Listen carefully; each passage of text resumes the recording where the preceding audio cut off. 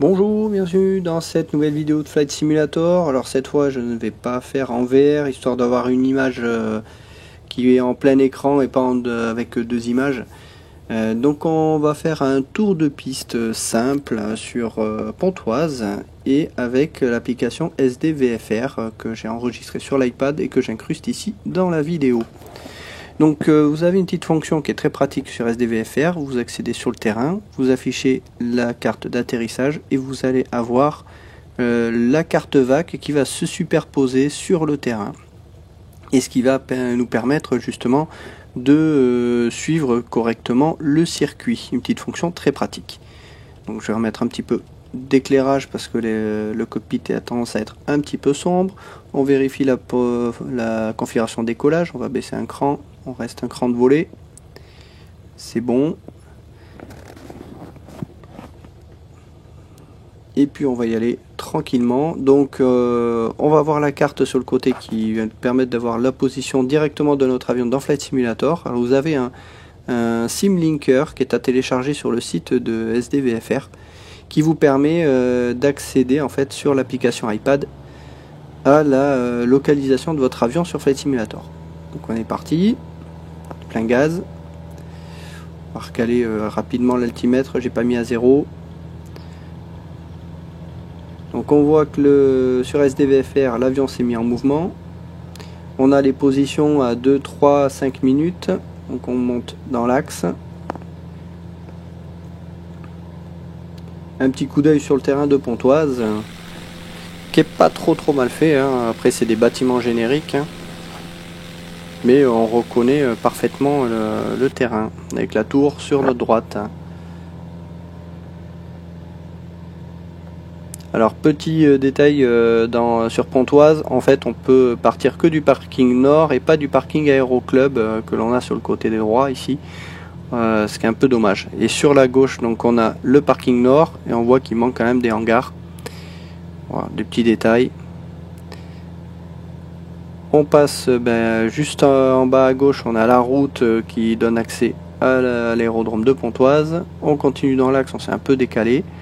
Donc vous voyez ce que vous avez sur SDVFR, la trajectoire de l'avion, c'est vraiment une route, hein, c'est pas le cap, c'est vraiment la route GPS.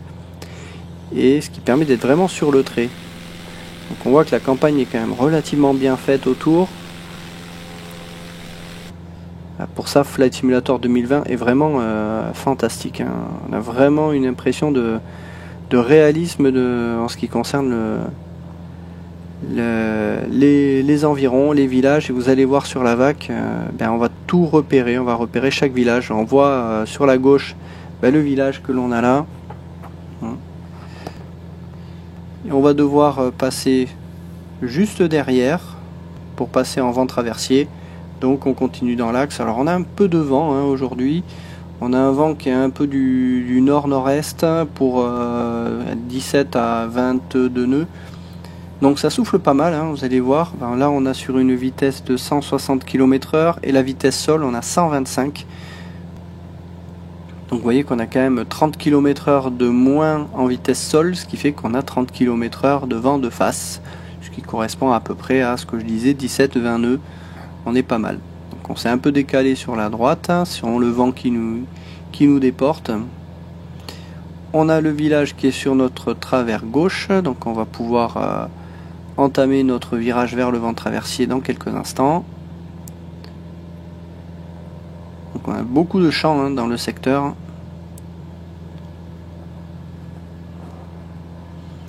Donc on vire, on a stabilisé à 1000 pieds, comme j'avais mis l'altimètre à 0 sur la piste, donc on fait un circuit donc au Fox Echo, donc en hauteur, et le circuit standard est publié à 1300 pieds QNH ou 1000 pieds Fox Echo, comme on peut voir sur la VAC. Donc on va se mettre en étape de vent traversier, on va donc longer les deux villages.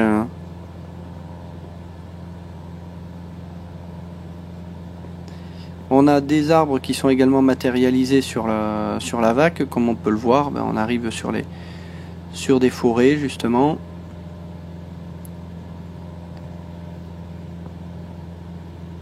Le cours d'eau que l'on voit sur la droite, ben, sur Flight Simulator on le voit pas trop, il doit être encaissé un peu dans une vallée. Là on a le virage qui va pas tarder, on a le village qui est juste à côté, donc on passe ce village là. Et on va s'établir en vente arrière pour la piste 05.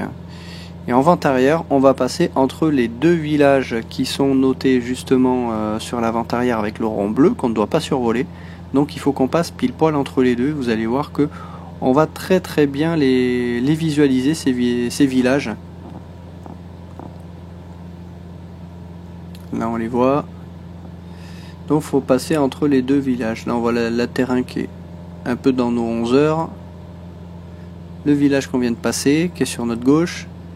Et là donc on a le premier village, il faut qu'on passe au nord de ce village et on a un petit village un peu plus petit juste à côté. Mais si on passe juste au nord de ce village là, eh bien on va rester bien correctement sur la vente arrière.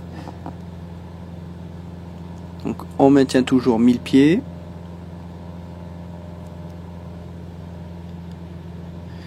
Et là, comme on peut voir, au niveau de la vitesse, donc on est sur une vitesse à 200 km/h, on a une vitesse de 245 km/h, donc on a 45 km/h de vent arrière.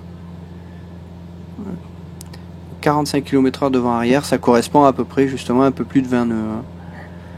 Donc on a la météo réelle qui est plutôt réaliste. Donc là on commence la préparation machine, le phare, la pompe, le réchauffe-carbu tiré, on va réduire la puissance, 1700 tours, on va laisser chuter la vitesse, on va aller chercher l'arc blanc pour sortir le premier cran de volée, on maintient bien les 1000 pieds, vitesse inférieure à la VFE, top, un cran de volée, on ajuste 2100 tours, avec 2100 tours on devrait être pas mal, on va compenser l'avion. Et on va maintenir 150 km/h. Donc là on est à 150 km/h, on a 190 km/h en vitesse sol, donc on a toujours 40 km/h de vent arrière. Là on voit donc le cours d'eau que l'on voit sur la VAC. On voit qu'on passe pile poil dessus, donc vous voyez que la position sur Flight Simulator et sur SDVFR est quand même très précise. On croise bien ce cours d'eau à 90 degrés.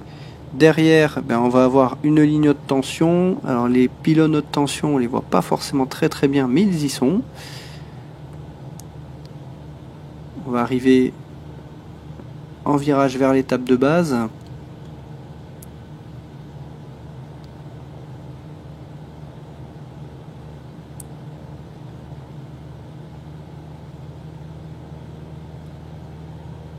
Et les pylônes, vous voyez, on les voit justement sur la gauche, on voit les pylônes là.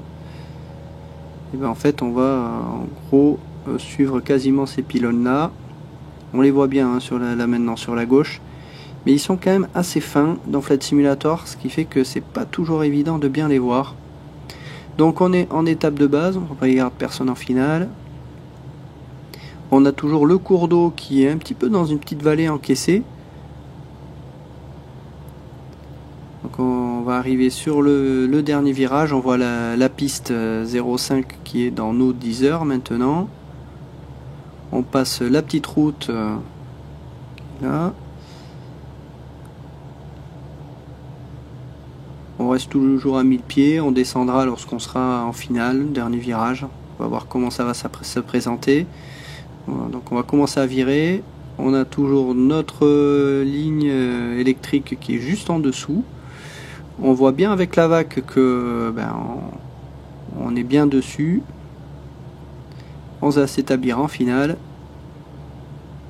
Et on va commencer à réduire la puissance, se mettre en descente. Un petit peu rapide, 165 nœuds. On va réduire un peu. Voilà, on est établi en finale. On a le village dans nos 11 heures avec un petit rond bleu sur la VAC, donc on évite de la survoler. On va vraiment passer au sud de ce village. Donc ces ronds bleus, c'est vraiment des repères qui nous disent de ne pas survoler ces terrains-là, enfin ces villages-là. Et donc il faut bien faire attention dans la réalité à les suivre. Sinon les villageois, eh bien, ils peuvent râler. Donc on s'établit en finale, donc on voit qu'on a quand même un petit peu, là je suis en train de revenir vers la finale. On est sur un cap 0,40.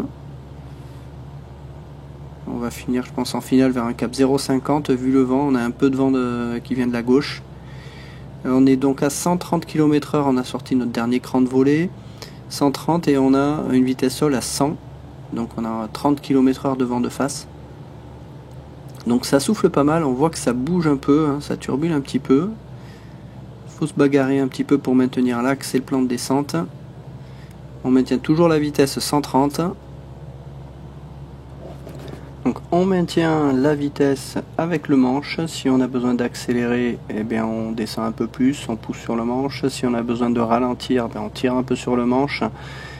Et la puissance va nous servir justement à maintenir notre taux de descente.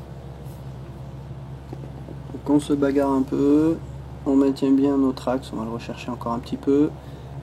On maintient bien nos 130. On va chercher le point d'aboutissement, donc les grosses barres blanches.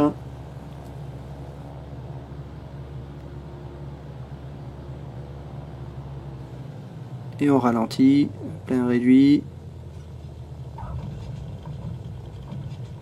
Et on va contrôler et dégager la prochaine droite sur le taxiway Alpha. Donc voilà ce que je voulais un peu vous montrer, c'est vraiment l'utilisation de SDVFR sur Flight Simulator, rien que déjà pour faire un tour de piste. Quand vous avez des contraintes de survol sur un tour de piste, eh bien cette application sur Flight Simulator est très pratique parce qu'elle vous permet de visualiser très bien la position de votre avion à l'instant T, et cette application en vol fonctionne de la même manière. Donc c'est quand même très bien. Donc voilà, on va s'arrêter là. Je vais montrer un petit peu quelques vues extérieures pour voir un petit peu les détails. On va voir l'herbe. On voit un peu l'herbe bouger à cause du vent. Alors, ça sera peut-être un peu plus flagrant de l'extérieur. Vous avez l'herbe qui bouge avec le vent. Ça c'est assez sympa. Bon, elle est assez haute, hein, il va falloir un petit peu la tondre. Donc voilà le petit DR400 qui est très bien fait.